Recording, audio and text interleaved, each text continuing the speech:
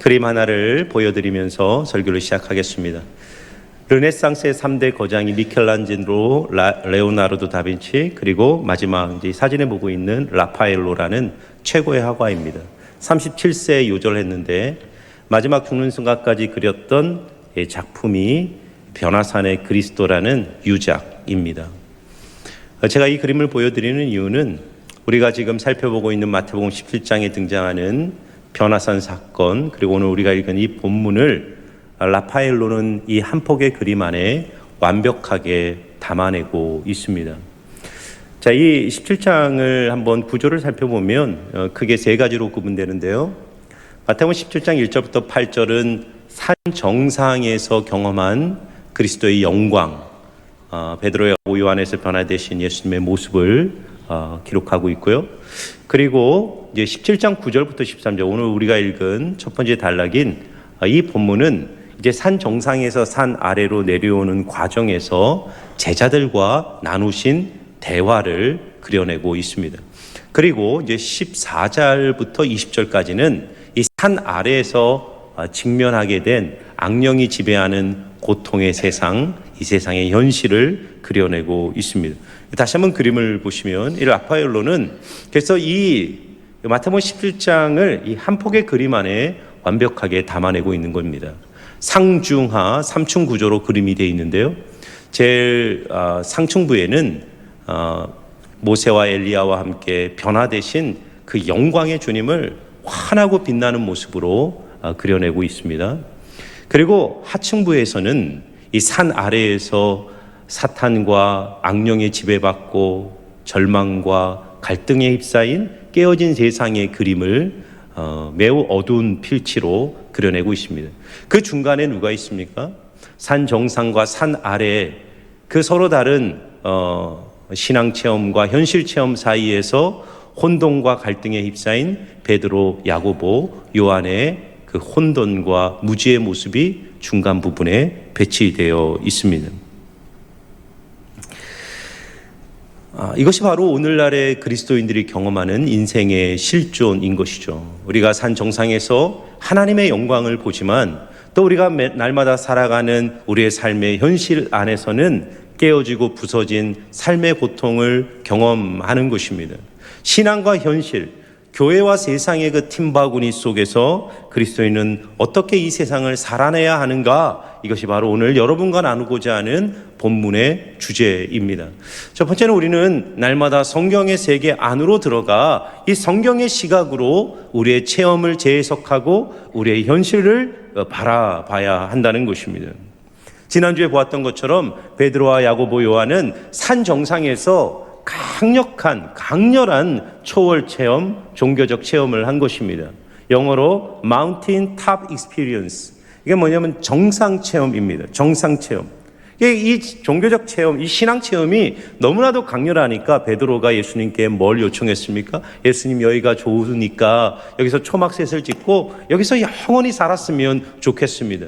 그러나 제자들을 향한 예수님의 뜻은 너희들이 머무려야 될 자리는 이 산 정상이 아니라 산 아래 골짜기로 내려가야 한다는 것이었습니다. 예수님의 명령을 따라 이 제자들이 산 아래 내려왔을 때 그들을 기다리고 있던 이 세상의 현실은 무엇이죠? 악령에 지배받고 고통하는 귀신 들린 아이가 있는 것을 발견하게 돼요. 그리고 그 아이 때문에 절망하는 그 아버지의 눈물과 부르짖음이 있습니다. 그리고 그 귀신 들린 아이를 고치지 못하는 제자들의 무력함, 그리고 그런 제자들을 비난하는 종교 지도자들의 논쟁과 비난이 이 세상을 가득 채우고 있었습니다. 여러분, 제자들의 입장, 베드로, 야고보, 요한이 어떤 마음이었을까요? 방금 전에 산 정상에서 보았던 그 영광스러운 그 하나님의 그 변화되신 모습을 방금 본 제자들이 산 아래에서 만난 이 처참하고 깨어진 세상을 보면서 그들 안에 얼마나 이 신앙적 간극을 경험했을까요? 베드로와 야고보네, 요한만의 문제가 아닙니다. 우리도 인생을 살면서 간혹 하나님이 주시는 정상 체험을 할 때가 있어요. 예배의 자리, 기도의 자리, 또 하나님의 종교의 자리에서 하나님의 임재를 경험하고 주님의 영광스러운 빛 가운데 주님이 우리를 감싸시는 놀라운 체험들을 하는 것입니다. 그러나 그 체험이 사라지고 하나님의 그 임재가 우리의 삶에서 벗어지면 어김없이 마주하게 되는 세상의 슬픔과 아픔에 직면하게 됩니다. 그래서 많은 그리스도인들이 둘 중에 하나를 선택하는 겁니다. 산 정상의 경험이 너무나도 좋고 너무나도 화려하고 아름다우니까 종교적 초막을 짓고 현실로 내려가기를 거부하는 것이죠.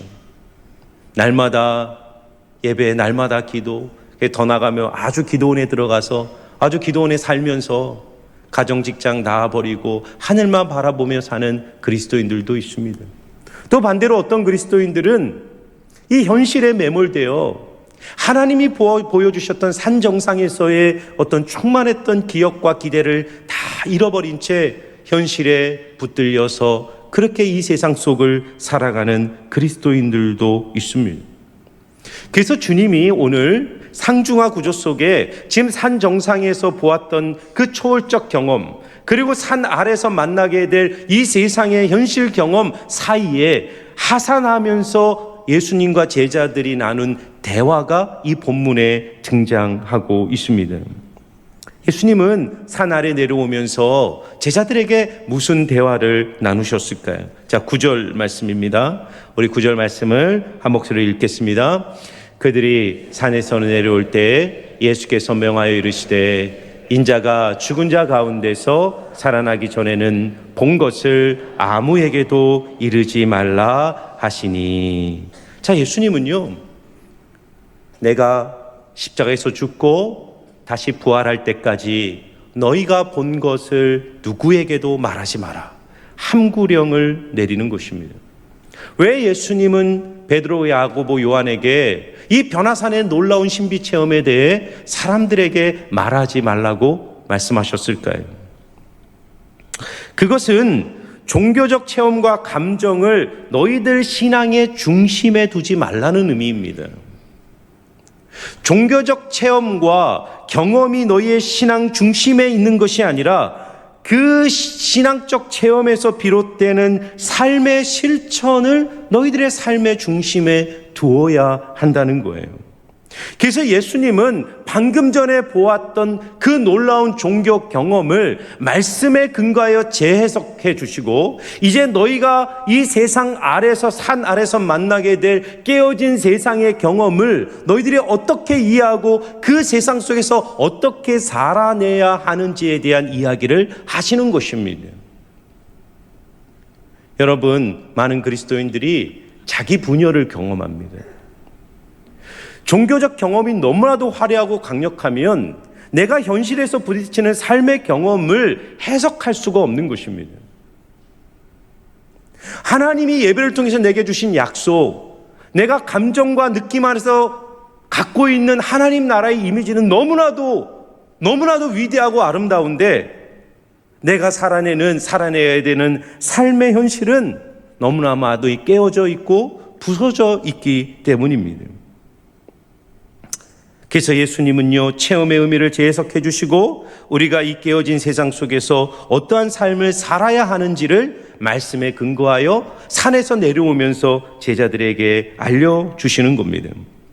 너희들 말하지 마라. 내가 죽었다가 살아날 때까지 너희들 어떤 말도 하지 마라라고 했을 때 제자들의 반응이 10절입니다. 자, 10절을 볼까요? 어떤 대화를 나누는지를 좀 더 구체적으로 다뤄보겠습니다. 우리 같이 한번 읽겠습니다. 시작. 제자들이 물어 이르되 그러면 어찌하여 서기관들이 엘리야가 먼저 와야 하리라 하나이까. 아멘. 지금 제자들은요, 엘리야에 대한 이야기를 하는 겁니다. 서기관들이 왜 메시아에 앞서 엘리야가 이 땅에 와야 된다는 이야기를 합니까? 자, 이게 무슨 뜻일까요? 왜 제자들이 지금 엘리야를 언급할까? 이유가 있습니다. 방금 산 정상에서 변화되신 예수님 곁에 엘리야가 등장했거든요.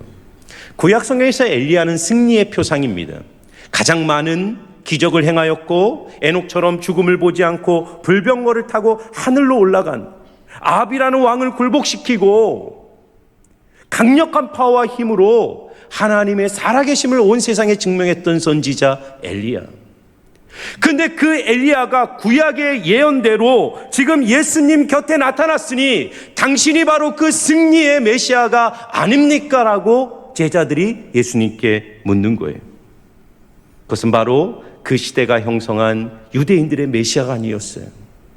영광의 메시아, 승리의 메시아, 그들의 민족적 번영과 영광을 위하여 일해줄 메시아에 대한 그들의 기대를 제자들은 엘리야의 모습과 예수님이 영광스럽게 변화된 모습 속에서 확증이 되었다라고 예수님께 말하는 것입니다. 그런데 예수님은 뭐라고 말씀하시죠? 내가 죽을 거다라는 거예요. 내가 죽고 십자가에서 죽고 부활한 후에 그때 너희는 이 영광의 의미를 제대로 이해하게 될 거라는 겁니다. 십자가 죽음을 통과하여 부활하신 예수님을 만나기 전에는 우리는 절대로 기독교가 우리에게 주고자 하는 기독교의 영광의 본질이 무엇인지 알 수 없다는 것입니다. 그래서 여러분, 책 같은 데를 보면 이런 문구를 많이 만나는데, 영어로 No cross, no crown, no pain, no gain. No cross, no crown. 십자가 없이 면류관 없다. No pain, 고통 없이 no gain, 유익은 없다는 겁니다. 여러분, 오늘날 이 시대 기독교가 유포하는 거짓된 복음은 무엇입니까? 기복주의, 번영신학, 기독교 승리주와 같은 변질된 복음이 이 세상에 얼마나 많이 편만한지 몰라요. 십자가와 대가지불 없이 영광과 승리를 얻을 수 있다는 거예요. 너희가 믿음만 있다면, 너희가 기도만 한다면, 너희가 확실한 신앙적 체험만 있다면 하나님이 너희들의 인생에 면류관을 씌워준다는 겁니다. 그러나 하나님의 복은 기도를 통해서 얻어지는 것이 아니라, 종교적 체험을 통해서 오는 것이 아니라, 그 체험이 삶의 자리와 연결되어 그 삶의 자리 속에 순종의 발걸음을 내딛기 시작할 때 우리의 삶에 부활하신 주님의 영광이 임하기 시작하는 것입니다. 그래서 우리는 성경을 주목해야 되는 거예요. 성경의 세계 속으로 날마다 들어가 우리의 체험을 재해석하고, 그리고 우리의 현실을 하나님이 주신 체험을 통해 새롭게 바라보는 성경적 시각이 열리지 않으면 인생의 해석이 안 되는 거예요. 내가 그렇게 신앙생활 잘했는데, 하나님 내게 그런 뜨거운 은혜를 주시고 체험을 주셨는데 왜 내 삶에는 이런 문제와 고난과 아픔이 있는 걸까?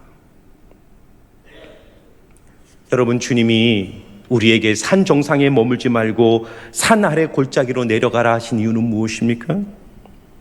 여러분, 왜 예수님은 변화산의 영광에 머물지 않고 핍박과 조롱과 멸시가 가득한 예루살렘을 향한 발걸음을 시작하십니까?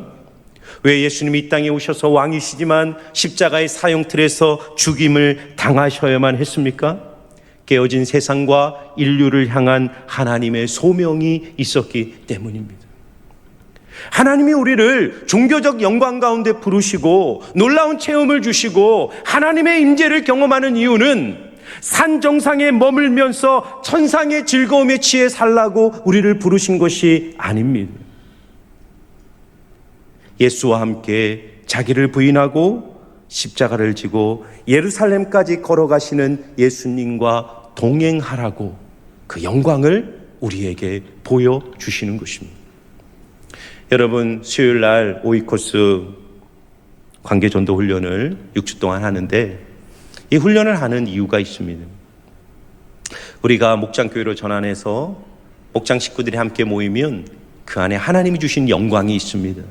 성도가 누리는 교제의 기쁨, 하나님을 향한 예배의 감격, 그리고 성도가 서로 사랑하며 사랑하는 그 아름다운 공동체를 이룰 때 세상이 줄 수 없는 영광이 분명히 있습니다. 그런데 주님이 왜 교회를 세우시고 왜 목장으로 우리를 모이게 하시는가를 생각해 보아야 합니다. 하나님은 우리가 종교적 즐거움과 우리끼리 모이는 이 천상의 즐거움 안에 계속 머물기를 원치 않으십니다. 죄로 인해 깨어지고 부서진 이 산 아래 골짜기로 내려가 주님을 모른 채 살아가고 신음하는 많은 영혼들을 주께로 인도하도록 하나님은 우리를 부르신 것입니다. 할렐루야. 여러분, 십자가가 무엇일까요? 우리가 져야 될 십자가는 뭘까요? 예수님이 우리를 사랑하셨고 우리를 구원하시기 위해서 이 땅에 오시고 십자가를 지셨던 것처럼 성도의 십자가는 믿지 않는 영혼을 마음에 품고 그 영혼을 섬기며 사랑하려고 할 때 내가 감당해야 될 희생과 섬김과 헌신이 우리에게 십자가가 되는 것입니다. 그래서 사랑하는 성도 여러분, 여러분의 현실 안으로 믿음의 발걸음을 내딛기를 주의 이름으로 축원합니다. 우리가 성경의 세계 속에서 하나님의 영광을 해석하고 또 우리의 현실을 새롭게 보는 눈이 열렸다면 이제 우리는 두 번째 고통의 현실 안으로 들어가야 합니다. 자, 14절부터 16절 말씀인데요, 우리 한 목소리로 같이 한번 읽어보겠습니다. 시작. 그들이 무리에게 이르매 한 사람이 예수께 와서 꿇어 엎드려 이르되 주여 내 아들을 불쌍히 여기소서. 그가 간질로 심히 고생하여 자주 불에도 넘어지며 물에도 넘어지니라. 내가 주의 제자들에게 데리고 왔으나 능히 고치지 못하더이다. 아멘. 산 정상에서 내려온 제자들이 마주한 슬픔과 고통의 세상은 무엇이죠? 사탄이 지배하는 세상이죠. 사탄의 마귀에게 걸려서 불과 물에 쓰러지는 한 아이, 그리고 그 아이를 보며 절망하는 아버지, 그리고 그들을 고쳐주지 못하는 제자들의 무력함, 이것이 바로 영광을 보았던 제자들이 산 아래에서 마주대한 슬픔의 세상이었습니다. 여러분, 우리가 정상에서 하나님의 영광을 보았다면 우리에게 남는 것은 그 영광의 재현을 위하여 종교의 산에 다시 올라가는 것이 아닙니다. 하나님이 보여주신 영광을 붙들고 이 깨어진 어두움의 깊은 골짜기를 믿음으로 걸어내야 합니다. 그리스도인의 삶이란 십자가를 향한 긴 여정이에요. 여러분, 마태복음을 집에서 한번 읽어보시면 마태복음은 크게 두 군데로, 두 부분으로 갈라집니다. 1장부터 16장 베드로의 신앙 고백까지, 1장부터 16장까지 예수님은 많은 기적을 행하시고 가르침을 주시면서 예수가 하나님의 아들이고 그리스도라는 사실들을 제자들에게 보여주세요. 그리고 마침내 베드로가 주는 그리스도시요 살아계신 하나님의 아들입니다라는 바른 신앙 고백을 하도록 인도하시는 거예요. 그리고 바로 그 신앙 고백의 지점부터 주님의 발걸음은 예루살렘을 향하는 거예요. 그래서 17장부터 27장까지 예루살렘 십자가 죽음을 향한 긴 여행의 발걸음이 바로 마태복음 후반부를 장식합니다. 그리고 28장에 예수님은 부활하시고 마침내 승천하시는 진정한 영광을 얻게 되는 것입니다. 여러분, 우리가 주님과 함께 높이 올라가는 것도 중요하지만 주님과 함께 낮은 자리, 낮은 땅으로 걸어갈 수 있는 용기와 믿음이 있는가를 물어보아야 합니다. 히말라야를 수없이 등정했던 어몽길 대장, 평생을 산을 올라갔던 이 어몽길 대장이 에세이집을 하나 썼는데 그 제목은 산도 인생도 내려가는 것이 더 중요하다.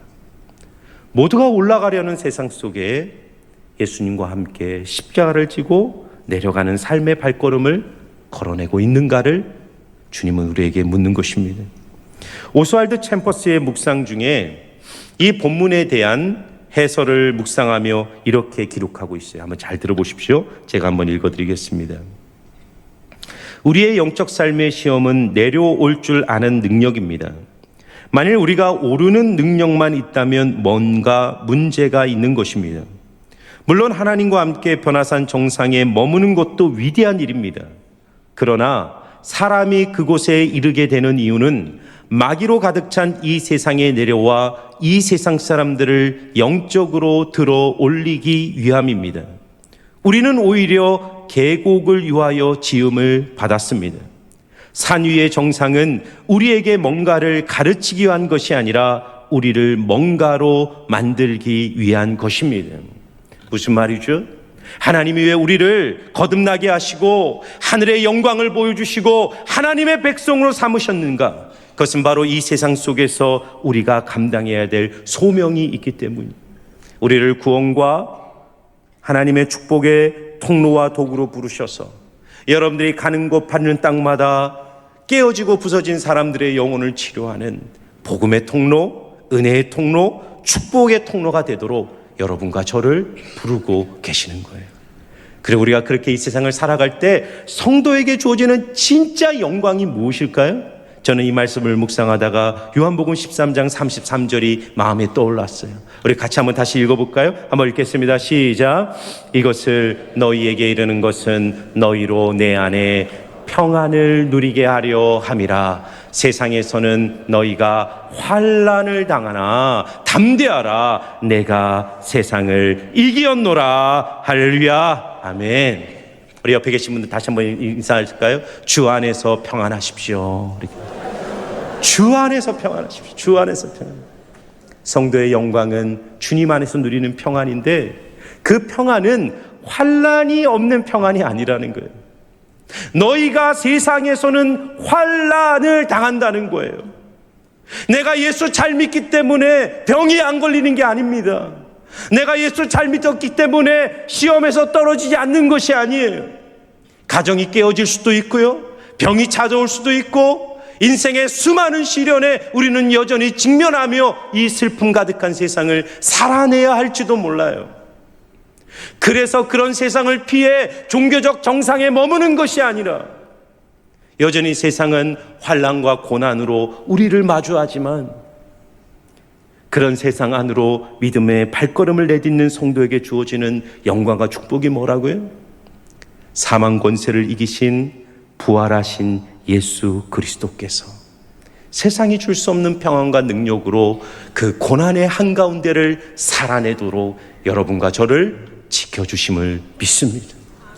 저는 여러분들이 이런 평강을 누리시기를 주의 이름으로 축복합니다. 그러면 여러분, 마지막으로 우리는 그런 환난 가득한 세상 속에서 어떻게 영광의 주님, 부활의 주님을 날마다 붙들며 동행할 수 있을까요? 그것은 바로 믿음의 능력으로 살아가야 한다는 것입니다.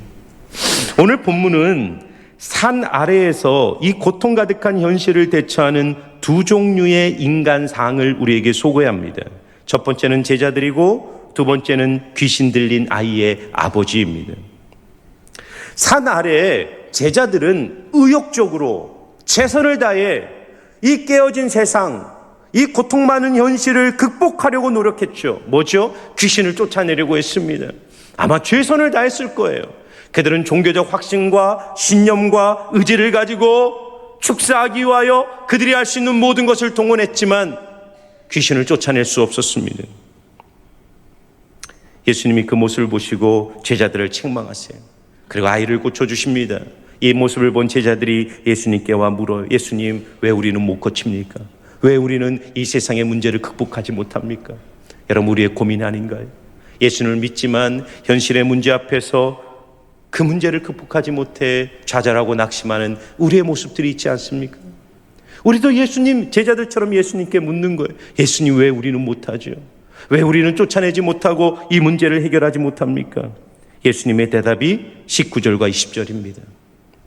이때 제자들이 조용히 예수께 나와 이르되 우리는 어찌하여 쫓아내지 못하였나이까? 이르시되 너희 믿음이 작은 까닭이라. 마가복음의 같은 본문에서 예수님은 이 믿음에 대한 이야기 대신 기도에 대한 이야기를 하시는데 9장 29절에 이렇게 말합니다. 이르시되 기도 외에는 다른 것으로는 이런 종류가 나갈 수 없는 일은. 제자들이 왜 오늘 귀신을 쫓아내지 못했다고요? 믿음이 없었다는 거예요. 믿음이 없다는 것의 증거는 뭡니까? 그들이 기도하지 않고 문제에 접근했다는 겁니다. 왜 기도하지 않습니까? 내 힘으로, 내 지혜로, 내 종교적 신념과 확신으로 하나님의 은혜를 구하지 않아도 이 문제들을 내가 해결할 수 있다는 자만감 때문이었습니다. 그런데 여러분, 우리는 오늘 본문에서 진정한 믿음의 샘플을 발견하게 돼요. 바로 아버지입니다. 이 아버지는 자신의 무력함을 발견한 거예요. 내가 아들의 문제를 해결할 수 없다라는 인생의 절박함을 깨닫고 예수님 앞에 나와요. 그런데 믿음이 있었던 건 아닙니다. 이 아버지는 예수님께 뭐라고 말하냐면, 예수님, 당신이 무엇을 하실 수만 있다면, 당신이 무엇인가를 하실 수만 있다면 내 아들을 고쳐주십시오. 예수님이 이 아버지의 믿음을 책망하죠. 할 수 있거든이 무슨 말이냐? 믿는 자에게는 능히 하지 못할 일이 없느니라. 그런데 여러분, 그 다음 이 말을 들은 이 아버지의 대답이 중요합니다. 24절을 보세요. 곧 그 아이의 아버지가 소리를 질러 이르되 내가 믿나이다. 나의 믿음 없는 것을 도와주소서 하더라. 아멘. 이게 무슨 말입니까? 믿습니다. 나의 믿음 없는 것을 도와주소서. 믿는데 나의 믿음 없는 것을 도와주소서. 무슨 말이죠? 예수님, 저는 믿고 싶습니다. 그런데 내 안에는 믿음이 없어 이 현실 앞에 의심과 두려움과 염려에 휩싸이는 내 모습을 봅니다. 여러분, 믿음을 갖는다는 것은 자신 안에 흔들리지 않는 견고한 확신과 신념을 갖는 것이 아닙니다. 어제 우연히 TV에서 프로를 보다가 어떤 개그맨이 나와서 자기 인생에서 가장 감명을 준 한 문장에 대해서 소개하는데, 그것은 이것이었습니다. 용기는 나는 것이 아니라 내는 것이다. 용기는 나는 것이 아니라 내는 것이다. 그러면서 두려움이 없는 사람이 용기 있는 사람이 아니라 두렵지만 그 두려움에 맞설 수 있는 것이 용기다라는 이야기를 했습니다. 저는 믿음도 마찬가지라고 생각해요. 여러분, 우리가 아무리 산 정상에서 변화되신 예수님의 영광을 보고, 그리고 말씀 안에서 정말 임재하시는 주님의 은혜로 충만하다고 할지라도 당장 산 아래에서 우리를 기다리는 깨어진 세상의 현실에 부딪히면 우리의 마음은 흔들리고 의심과 두려움이 엄습하게 됩니다. 그런데 바로 믿음은 바로 그 지점에서부터 시작되는 거예요. 이 아버지처럼 내 마음을 있는 그대로 주님 앞에 고백하고 주님께 이렇게 기도해야 됩니다. 하나님, 저는 지금 제 현실이 두렵습니다. 하나님을 정말로 믿고 싶지만 제 안에 믿음이 없습니다. 그래서 저는 주님의 도우심이 절대적으로 필요한 인생입니다. 저의 연약함을 도와주시고 저의 무력함을 긍휼히 여겨 주시옵소서. 여러분들이 여러분들의 연약함과 마음의 의심을 가지고 주님 앞에 나아갈 때 바로 그 자리에서 여러분을 붙들어 주시고 여러분을 회복시키시는 부활하신 주님이 여러분의 인생 가운데 동행하고 계시다는 사실을 발견하게 될 줄 믿습니다. 사랑하는 여러분, 진짜 믿음은 예수께서 영광의 모습으로 변모하신 산 정상에서 발휘되는 것이 아닙니다. 그런 곳에서 예수님을 믿지 않을 사람이 누가 있습니까? 진짜 믿음은 우리의 힘으로는 아무것도 할 수 없는 절망과 고통이 지배하는 그 현실의 밑바닥에서 예수님을 붙드는 거예요. 여러분들이 교회 문을 나서고 월요일부터 살아가야 될 일상의 자리에서 여러분은 또 흔들리고 넘어질지 모릅니다. 주일 예배 때 들었던 확신과 영광이 사라지고 차가운 현실 앞에서 좌절하고 넘어지는 내 자신을 발견할지도 모릅니다. 그러나 괜찮습니다. 믿음은 이 아이의 아버지처럼 주님, 제가 믿습니다. 나의 믿음 없음을 도와주시옵소서. 그렇게 기도하며 나갈 때 여러분의 손을 꽉 붙들어 주시는 부활의 주님의 능력이 여러분의 삶을 함께하고 계심을 발견하게 될 줄 믿습니다.